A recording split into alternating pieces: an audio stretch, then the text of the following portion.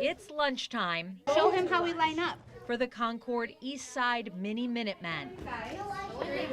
It's only the third week of pre-K for these 3- and 4-year-olds. And for most, this is their first time doing school things like lining up. And so they're learning about just how do you do school. It's time to be quiet. But that's why they're here. I think it'll be a much easier transition between preschool and kindergarten.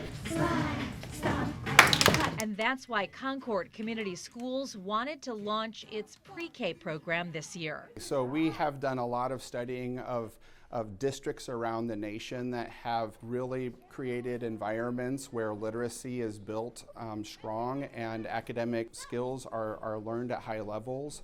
And preschool is one of those areas that has been shown time in and time out as one of those pieces to the puzzle. Unfortunately, funding for that puzzle piece isn't easy to find for schools, for providers, or for families. That preschool funding, was it as much as you had hoped it would be? Yeah, we had hoped it was going to be more.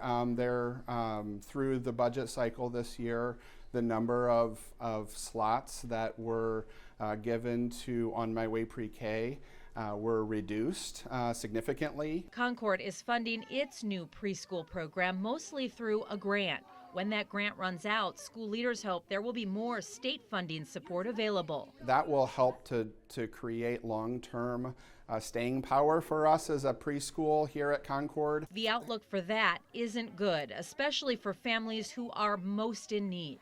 In June, the Indiana Family and Social Services Administration announced it was slashing a big chunk of On My Way Pre-K program funding.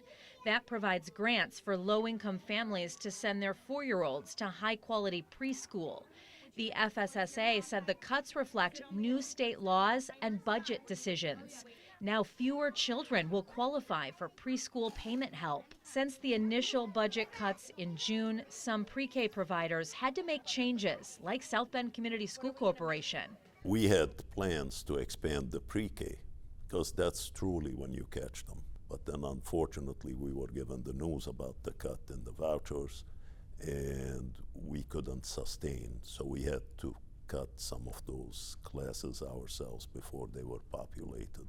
The dramatic cuts to pre-K and childcare come at the same time as Indiana ramps up its emphasis on reading proficiency by 3rd grade. School leaders in our area say early learning is tied to better outcomes for children in elementary school. That's one of the reasons we started the preschool. And when we knew that the preschool funding was going to be pulled, we all kind of stepped back and said, geez, do we want to stop this? Will we be able to continue it after the grant we received ends? And it just came down to this is really, really important, and we need all of our kids reading at grade level, and we think preschool is a way that we're going to continue to grow. It's why more schools in our area are offering pre-K options like Concord. iRead3 results released in August showed improvements in 3rd grade literacy throughout Indiana, but there is still work to be done.